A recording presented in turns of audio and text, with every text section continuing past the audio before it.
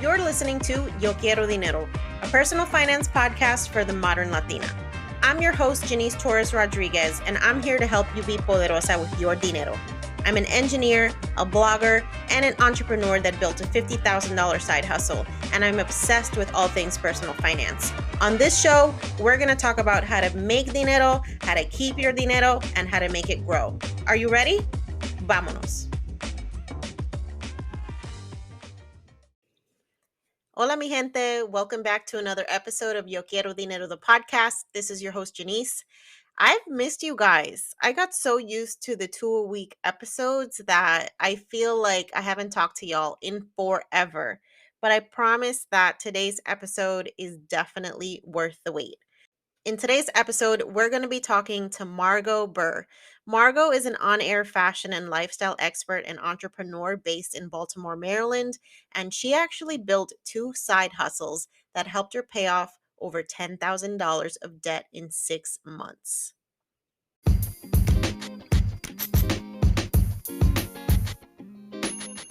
If you're a side hustler, a gig worker, or a full-on entrepreneur boss babe, you know that tax time sucks. But it's a necessary evil when it comes to owning your own business, so why not make it less stressful?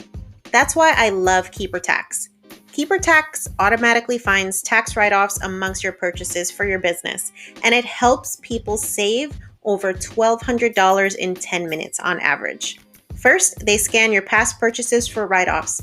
It auto-monitors your purchases for write-offs you might have missed, and at tax time, you can file your taxes right through Keeper Tax or seamlessly export your savings. To find out more, check out keepertax.com/dinero. All right, Margo, thank you so much for being here. I'm excited to talk to you today. Thanks for having me. Absolutely. So for anybody who doesn't know who you are, why don't you go ahead and start off with an introduction of who you are, what you do? Yeah, so hi everybody. My name is Margo Burr. I am an entrepreneur and also a television host. So I was able to create 3 different streams of revenue for myself that started off as side hustles that I was able to basically make it my full time. I am from Baltimore, Maryland, and I have a program where I show people how to. I was able to pay off over $10,000 worth of credit card debt within 6 months by using my side hustle. So I have a program where I show people how to use the same strategies and just to show them that it's not as hard as they think it is. I love that. I'm so passionate about side hustles. I feel like everybody should have them. Yeah. And that's what initially attracted me to you when I found you on Instagram. I was like, this girl is talking about what I want to talk about. So I'm so excited to get into your side hustles and all that stuff. But before we get into that, I would just love to know, because I feel like we all have a money story that shapes the way that we deal with money as adults. Right. So could you share with us how your relationship with money was formed growing up? And how did you first become interested in personal finance and the power of money? Yes, absolutely. So, for me growing up, I have 4 sisters, so it's 5 girls. My parents are married, and I grew up in a household where my parents they would be considered middle class. But I've always inside of me, I didn't know whether I wanted to do entertainment or if I wanted to be rich and famous. Like I just knew inside of me always, even growing up, that I just like fashion, glitz, glam, like all that fun stuff that comes with all of that.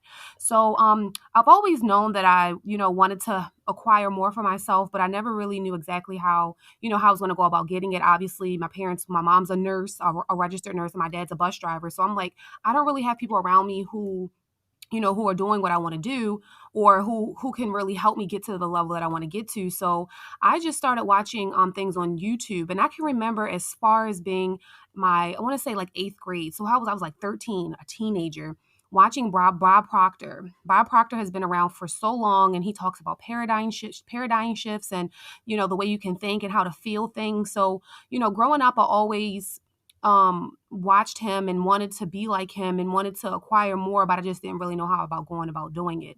So, my mindset has always been to do more, to have more, to be more, but I just had to figure out different ways that I could go about it.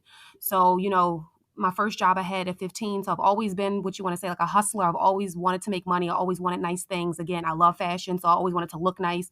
So in order for me to play that part, I had to make sure I could do for myself.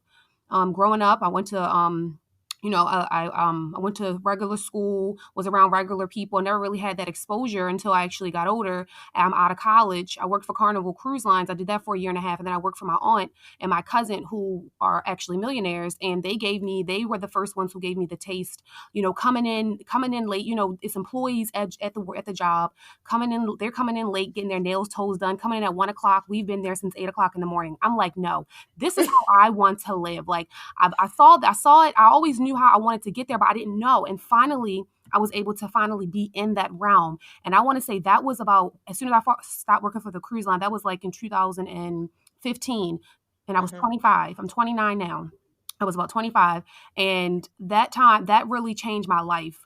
Working with them and then seeing how being an entrepreneur and really working hard and being dedicated, you can create and provide opportunities for other people, but also help yourself. And from there, I paid attention, and that's when it really inspired me to want to do more. And that's Got it. why, yeah. That's awesome. So what does your aunt do? Well, my aunt, well, actually, it's my cousin, my godmother, my aunt, and Okay. they were business partners. So my cousin, she still works in the healthcare field, so she has healthcare agencies. So she has about two Hmm. of them. Okay. Hmm. Yep. So you saw the power of entrepreneurship to Yeah. create this abundance for yourself that like a 9 to 5 just isn't going to do for you. Right. Mm-mm. So would you say that you had like a good handle on money in general? Like, or were you the type of person that would get into debt, pay that off, and then get into debt again? Yeah, I thought I would definitely say the second one.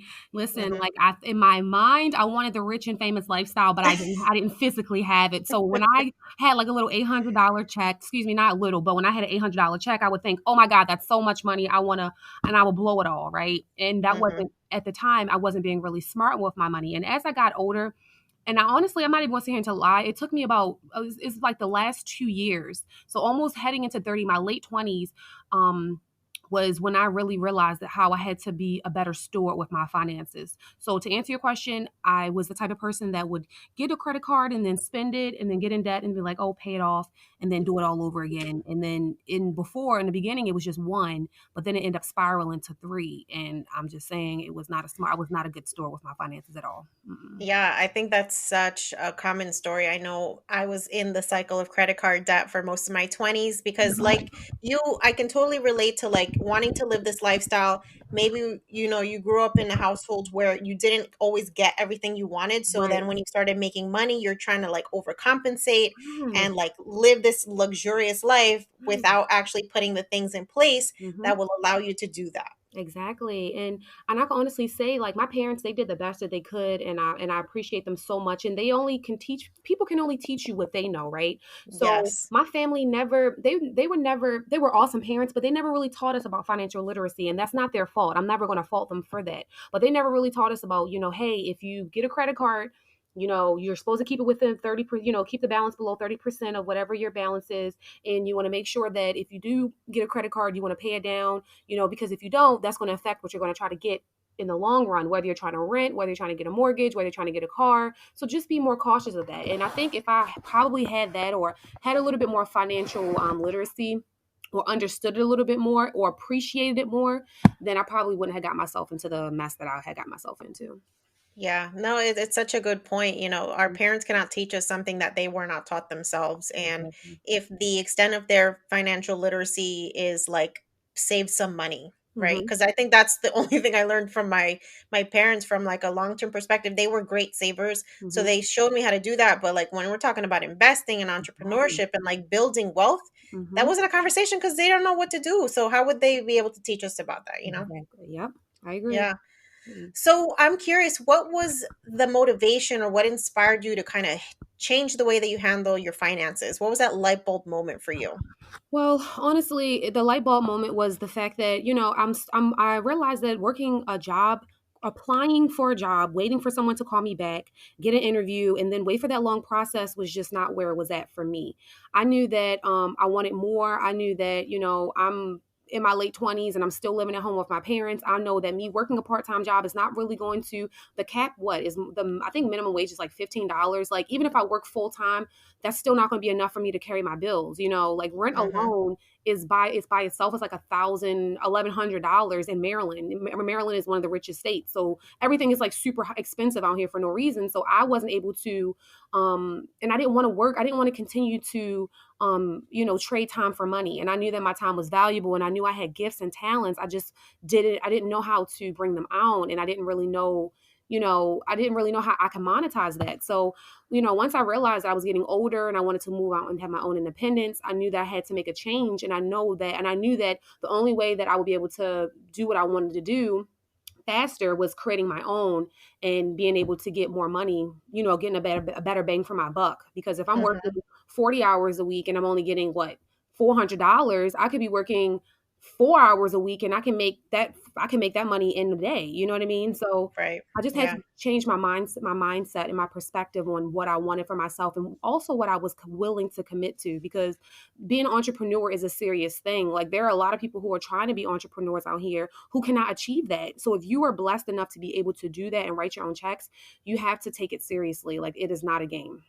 I love that. That is so true. And I love what you said about really putting value on your time. Hmm. Like, there's so many of us that are trading, I mean, two-thirds of your day to like a job that maybe you don't even care about, maybe you don't Right. even like, and Mhm. maybe they're not even paying you what you actually deserve. Right. And that's just a way to waste your life. Like, I think there's nothing that is more just like soul sucking Mm. than spending the best quote unquote years of your life, your Mhm. youth, like Mhm. earning money for a place that, I mean, look what's happened with COVID Mm. 19. Like, how many Right. people have just been like tossed aside because Mm. companies just don't care. Like, they don't Mhm. have to care about you. You're a number, you're Exactly. a liability, they're paying Mhm. you. So I think that's given a lot of people like a reality check on Mhm. like what their time's actually worth. Yeah, mom, it's so funny because my mom said the other day, she was like, when you go to the eye doctor, what do they test you for? She's like, 2020 vision, right?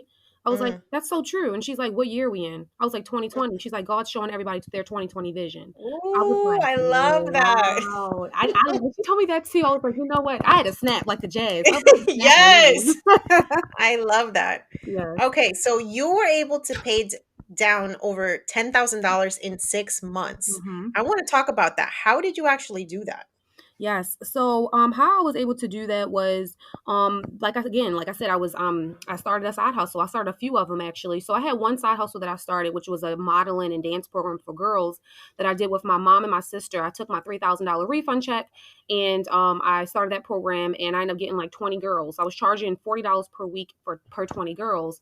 But then after a while, it was every Saturday. After a while, I was just like, I want to do something else that it can be full time. Mind you, I was still working part time, working, and I was doing that entrepreneurship on the side. So I'm like, how can I capitalize and make more of my time so I can do what I want to do? Because I actually enjoyed it.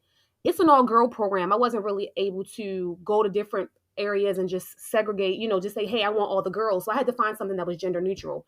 So myself and my sister, we ended up, because we always danced. We danced for over 11 years in our lives, and we both wanted to be entrepreneurs. We both retired of working and trading time for money. So we were like, what can we do? How can we turn this girls program into something real? So we ended up finding a business coach who does, so basically what we do is movement and dance. So we go to different preschools in the Maryland area and we teach kids. So we have about 450 kids that we service. And basically with that, we started that within 8 weeks, and we made a lot of money doing that. So basically I was able to use the money that I was able to make my side hustle. It ended up being full time, and I was able to pay down my credit cards, pay it down that way.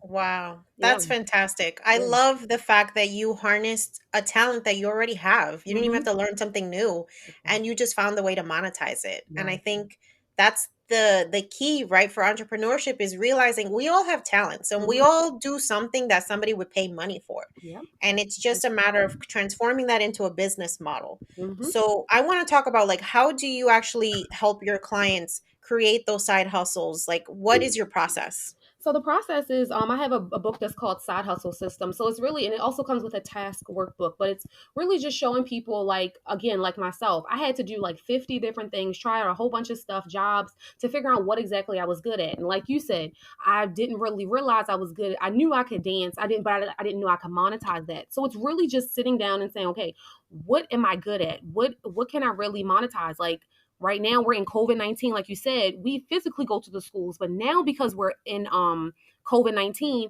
we have to do everything virtually, right? So you have to go with Mm-hmm. the wave. So I basically show people how to take what they're good at. Are you good at drawing? Are you good at singing? Are you good at writing? Whatever you're good at, and then packaging that in a way. You can teach people pretty much anything. We're all the same. Everybody has the same interests and things like that. So you have to find what you're good at, and you have to double down on that. You have to write it out, and you have to figure out, okay, how am I going to take what I'm good at, and how am I going to make that into something that I can teach somebody?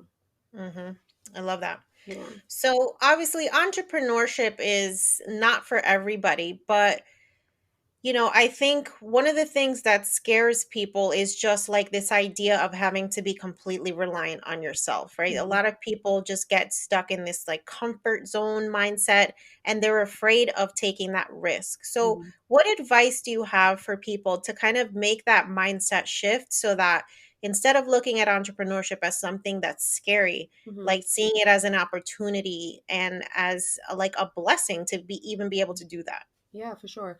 I would say, you know, it, I honestly, I would say you either got it or you don't. Like, it's really like if you're not afraid to bend to get it through the mud, meaning start from the trenches and get your feet wet, and you're not afraid to get rejected. You have to have thick skin. So I would say you really have to be ready for this. Like this, that's why I said in the beginning, this is not a game. Like if you're going to go into entrepreneurship, you have to go all in. Like you can't like half step. Now there are people who do go into it part time and then they're nervous and then they keep one foot in and then one foot out and they are successful. But that's like a small handful.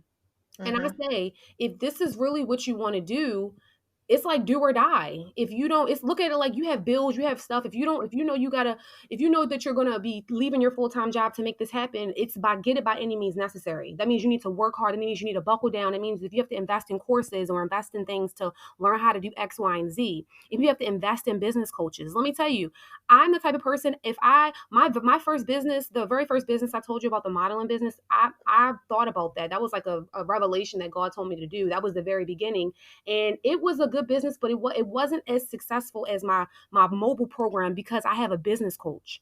So if you're Mm-hmm. very scared, this is what I would say.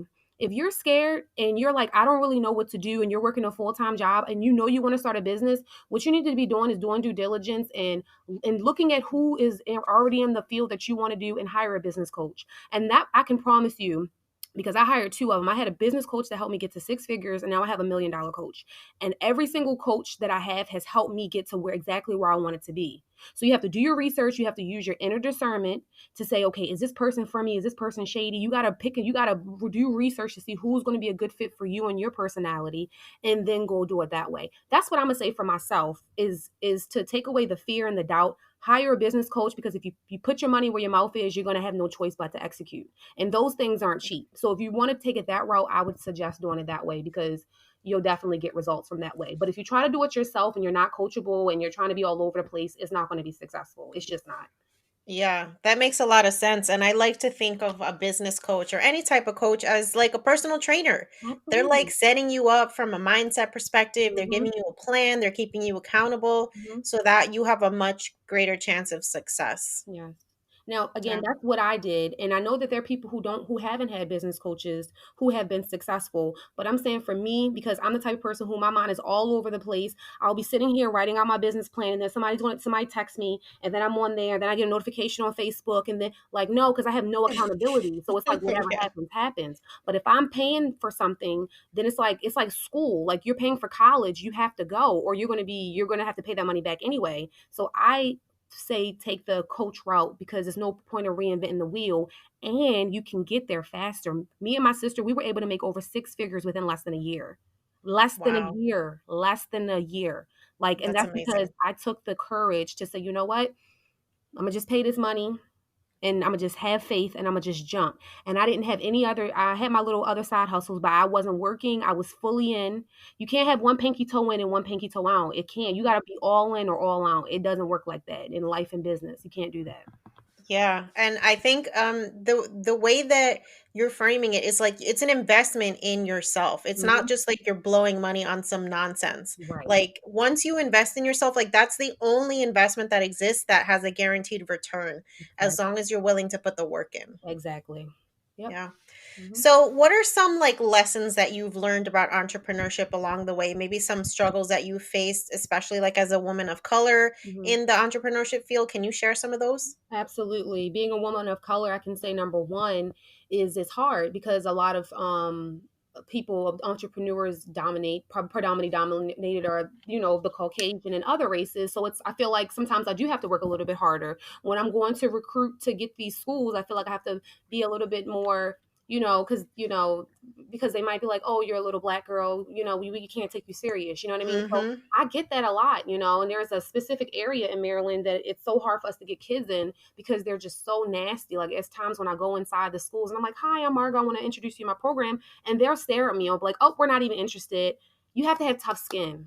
You have to have Yeah. tough skin, like, at the end of the day. And I also learned that it's not about them. It's not about me. It's about other people. Whatever I'm doing, I have to give my best in. I have to give my 100% because I know at the end of the day, life is about providing services. So I've learned to put excellence into everything I do, no matter what. If I'm feeling crappy one day, if I'm feeling down and my numbers are down, it's not about me. It's about the bigger picture.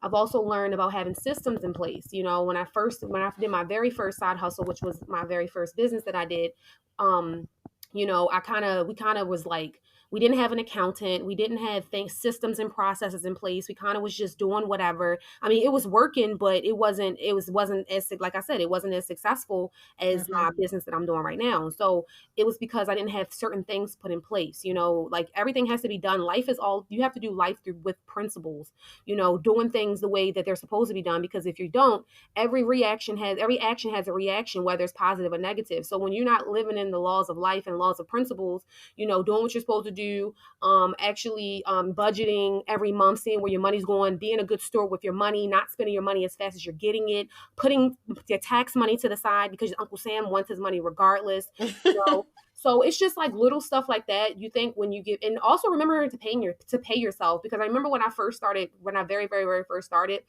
instead of paying myself, I would like use the business card. And before I Mm. knew it, like, the bank, it's like just as fast as I made my money, it was gone. But that's what I'm saying. Had I been budgeting and said, this is how much I'm gonna pay myself, that's why I had to read the book Profit First. Profit First really helped change my life and my perspective on paying myself. Like, you pay yourself first, and then all your other bills and all your other operating expenses come second. And if it's not enough for either one of the operating expenses or taxes, that means that you're not making enough money.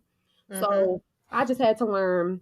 I had to learn so much stuff. Like, you guys don't even like. As much money as I made, I really don't have nothing to show for it. Like, right now, I'm good, but I'm saying when I had first started my business, I had nothing to show for it, and that's really not good. Like, you got to go through business being a good steward, and just that's my key. My key word is being a good steward. Because if you're not good with a little, you're not going to be good with a lot.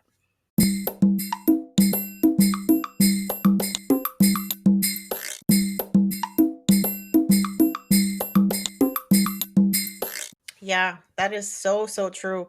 And Yeah. I think it's important to realize too that like entrepreneurship is not an instant switch. Like you're not gonna get rich in 24 hours. So Mhm. you have to be willing to put in that work. And Mhm. I think the more systems you put in place, the more organized you are and the clearer you are on your vision and your goals, like you can set up a plan to meet those goals instead of just trying to like throw everything at the wall and seeing what sticks. Yes, and that's exactly, I feel like we're like soul sisters. That's exactly what I was doing. Like, it was just Yeah. super chaotic, and that's not good for you. That's not good for your sanity, because then you don't know where anything's coming from. You go like, wait, what happened to this money? Where did that go?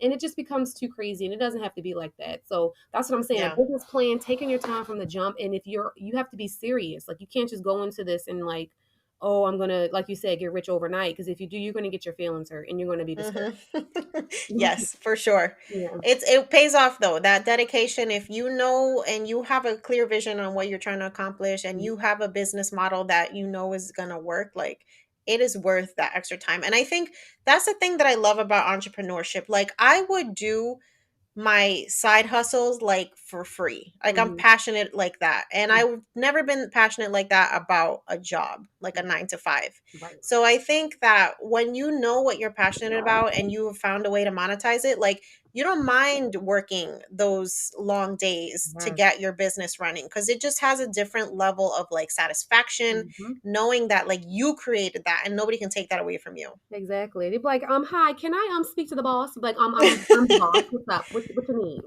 Yeah. So I would love to know, like, I feel like I know the answer to this already, but like, why are you so passionate about side hustles? Like, what do you think that they provide for people? Yeah, for sure. So, obviously, going to biblical terms, it says you're supposed to have more than seven streams of income, right? So that's Mm, number one. And number two, you know, it's always important to have more than one stream of income and have side hustles because number one, it can be fulfilling for you because you're doing things that you love. Okay, so you can, and even if you're only making a couple dollars, you're like, yes, I don't care. I made something and I'm doing what I love. And you just always want to be ahead. You don't want to drown. Like your peace of mind is everything. And if you can have all your bills paid, have some money in the bank, and have some more residual passive income coming in, why not? All it takes is a little bit of work, a little bit of extra work, right? Discipline, consistency, and you're good. Side hustles are so important because without money, you are going to be, your quality of life is not going to be anything. Your peace mhm, of mind is not going to be anything, and you're going to be miserable. And it's important because we all are humans. We have to serve one another. Again, it's not about us, it's not about you, it's about everyone. It's about serving God's people, serving the people. So you feel like nothing when you're not serving people. So you should be working to the best of your capacity so that you can live the best life that you want to live. So that when you die, you leave a legacy. People can say, she did X, Y, and Z for me, and this made a difference in my life. I love that. I love the legacy part. That is so important. And I don't think there's many vehicles for creating generational wealth besides creating businesses and investing, right? So Absolutely. if you can create a business that you're like you leave to your children that Mhm. just changes your family's life for generations, like I think that's so powerful to even be able to do something like that. Absolutely. And if you're the chosen one, if you feel it inside of you, I definitely say act upon it because there'll be nothing worse than you dying today or tomorrow and God's like, did you fulfill you what you were supposed to do? And you're like, no, I didn't. It's like, what are you Mm, waiting for? Like, we don't know what's going to happen today or tomorrow, like we all came into 2020 partying like, hey, 2020 is everybody's year, and then March comes and then life shut down. Everybody's like in the house looking crazy, quarantined in, you know what I mean? So this really taught yes. me that like I can't depend. I have my mobile studio, but this also taught me I have more than one stream of income. But it taught me that this is you're never safe. And Mm-hmm. a new thing that I learned, yeah, I have multiple streams of income, but are my streams of income recession proof? Right. Oh, yeah. So now we talking a different level now. Now my mindset, my 2020 vision is even more further because now me and my sister were getting ready to start another business that's recession proof. Because Mm, now the government, the world says, hey, the daycares are closed, which you never thought schools or daycares would ever be closed, right? Because those are right. essential businesses. Those are closed because now the daycares are closed. My business is closed. I started Mm-hmm. a business for freedom, not for this to happen. So once again, somebody has something over my head. So I have to create a new opportunity so that this doesn't happen again. Yeah. Yeah, that is the journey of entrepreneurship. It's about evolving and being flexible and Yes. like you said, just like you got to be on your toes. There's Yes. no time to sleep, there's no time to wait and because either another business is going to get ahead of you and Mhm. like put you out of business or the environment that you're working in is going to change and if you don't keep up like then what, right? Right. And I got it. So, Mhm. I want to talk about entrepreneurship in the lens of being a woman of color in this country because I feel like one of the things I really believe about entrepreneurship is that it gives you the opportunity to opt out of all of the wealth gap when it comes to being a woman versus a man, the racial wealth gap when it comes to being a woman of color versus a white person. Like the systems in place right now, they don't support wealth building for people of color. Mhm. And that's why I think like opting out of the 9 to 5 of the corporate structure of the systemic like oppression that is built into the employment system in this country, Mhm. like that's powerful because then Mhm. you're not subject to the bullshit that everybody else is, Exactly. and so I would love to know your thoughts about that. Yeah, I think that, and again, that's why I was saying, if you feel it inside of you, like you just know that you want more, like you said, like they're laying people off left and right, and like you said, they're not caring. There are some people who are not even receiving unemployment. That's Mm-hmm. why it is so essential. Like I can't even stress it enough. It's like you're either going to be rich or you're going to be poor. It's really no in between. So it's like we have to stick together. Like we should be shopping and supporting. I literally just joined like 2 or 3 Facebook groups today, black owned businesses, right? Like we should be shopping in Latino business, Latino business. I'm sorry, how do you pronounce that? Am I saying that right? Yeah, Latino. Latino. Yeah. Yes. Look, you gonna get me. But I just think that it's important that we're sticking together. We're giving each other these dollars because we see what's happening right now. It's like the white man is all for them, right? And Mm-hmm. then we get whatever's left if we get anything at all. So we literally have to be creating opportunities all day, every day for our people so that our people never have to worry about eating. So our people are always doing good. So our black men aren't being locked up. They're not Ooh. jogging down the street or walking or doing anything. And they're like, oh, you have to go to jail. Like, no, the black guy, our black men who are in jail, when they get out, they need chances and opportunities. The system has it set up so that way when they do get out, they're not able to do anything they're not even able to make a better lives for themselves. So us Mm-hmm. as a community, we need to be continuously evolving, continuously adding value, and continuously giving each other continuously bringing each other up. They didn't do Yes. all this stuff back in the day for us to learn to be able to vote and to be able to, to fight off for us to be letting them continue to do this to us. That's not what it's about. Yeah. I'm talking about he wanted to put up a wall so that people couldn't come over. Are you crazy? Do he Mm-hmm. even realize that those are the hardest working people? Me working on the cruise ship allowed me to see how those countries, how poor those countries are, how people really need to eat, and how people really want to come over here to come in America to make a better life for themselves. And then we have Yes. people who are trying to keep us down and oppressed because what? Because the color of our skin. Yeah. But that's Yeah. because they have no legit reason, because we're so kind to them. They know that we're the warriors. We're the Mm. warriors, and they know it, and they try to keep us down, but you can't keep us down because Nope. you just can't. And that's why, Yeah. I told you guys in the statistics, Pastor Jamal Bryant said that in 2022 over 100,000 new millionaires will be created. We need to be making sure it's our people, more than half, if not all 100,000, it's our people, because we don't have Mm. to settle for working a 9 to 5 unless you're a doctor or one of those essential, a lawyer or something like that. If you're working a little petty job that some white man on a beach kicking his feet up while you're working making pennies as a peon, absolutely not. Ooh. Absolutely not. And I will I love this. not let my people do that, make sweeping floors for $11 an hour. Absolutely. You sweeping the floors, you're getting paid $20 an hour or whatever the budget can do, but you're not going to get paid pennies and then have to live off of welfare, and they tell you what you have, you know what I mean? Like, now that I'm Yes. fired up now, because we have to stick together. Like, I didn't ask to be black. Nobody asked to be what they are, right?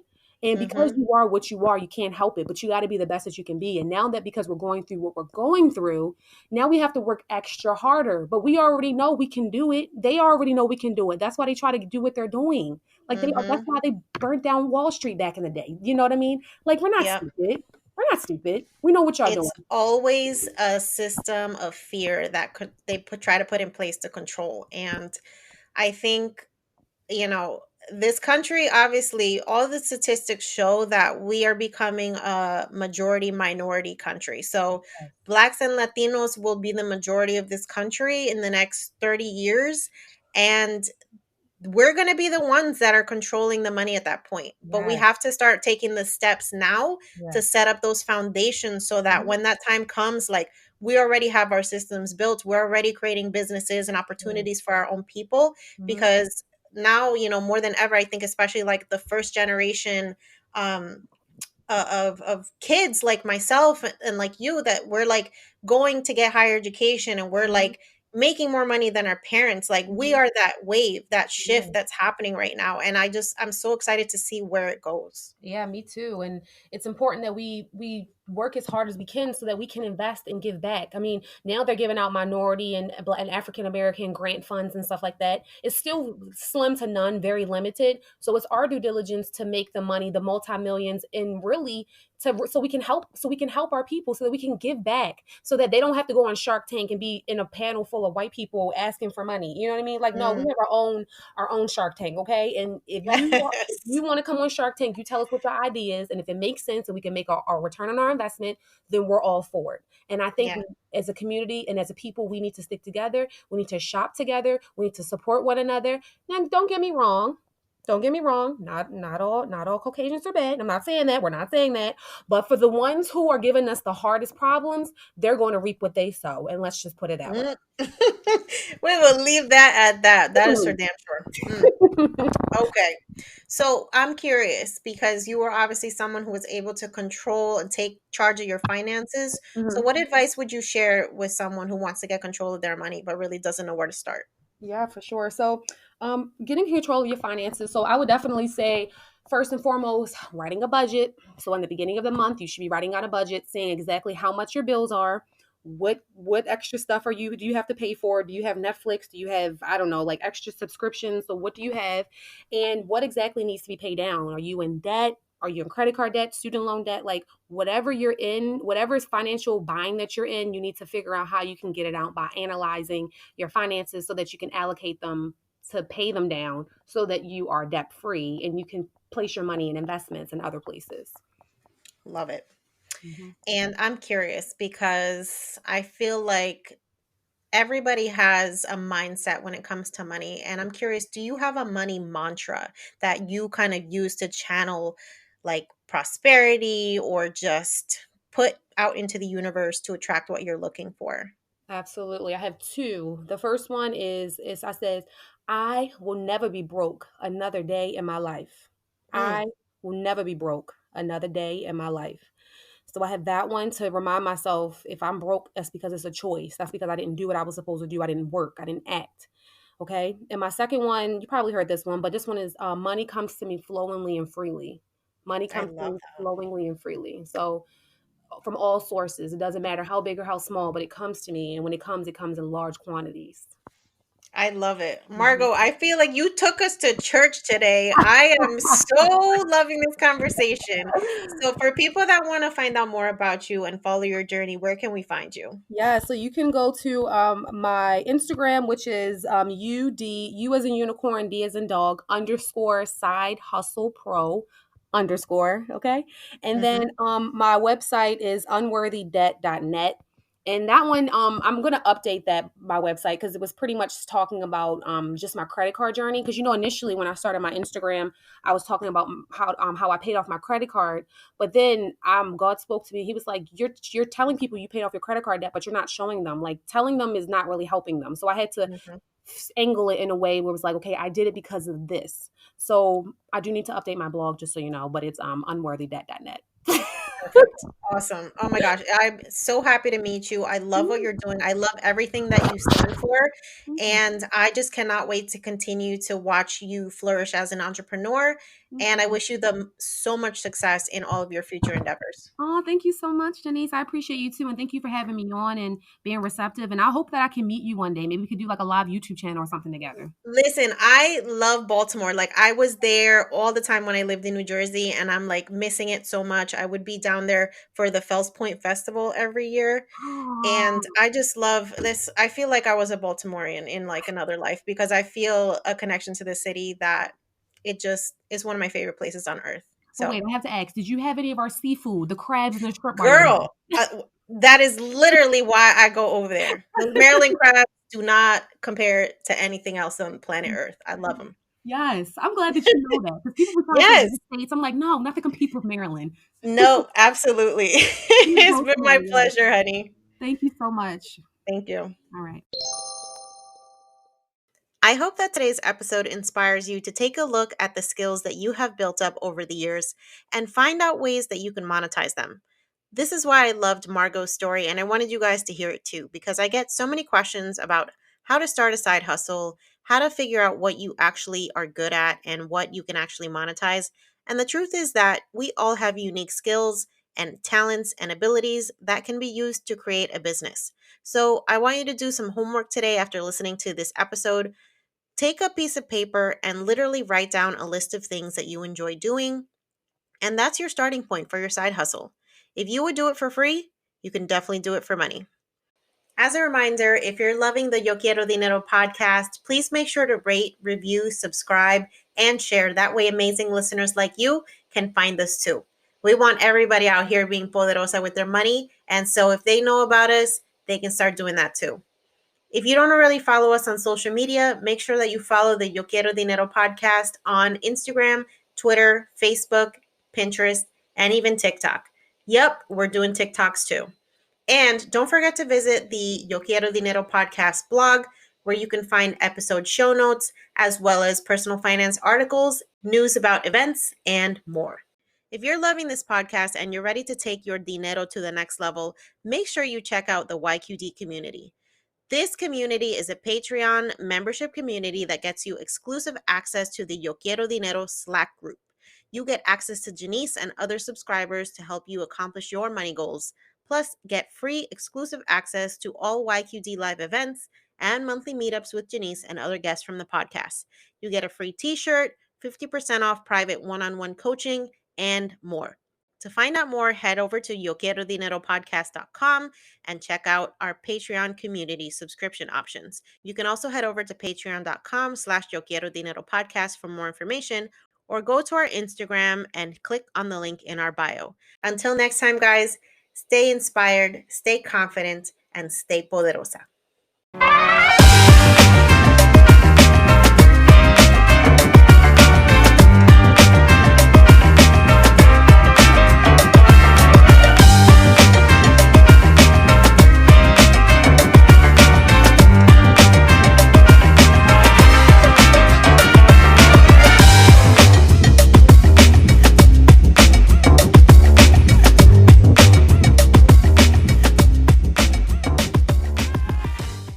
On the Yo Quiero Dinero podcast and associated entities, all information provided is for general information purposes only and does not constitute accounting, legal, tax, or other professional advice. Listeners should not act upon the content or information found here without first seeking appropriate advice from an accountant, financial planner, lawyer, or other professional. We assume no responsibility for information contained on this podcast and associated entities and disclaim all liability with respect to such information, including but not limited to any liability for errors, inaccuracies, omissions, or misleading or defamatory statements. Usage of this podcast and associated content constitutes an explicit understanding and acceptance of the terms of this disclaimer.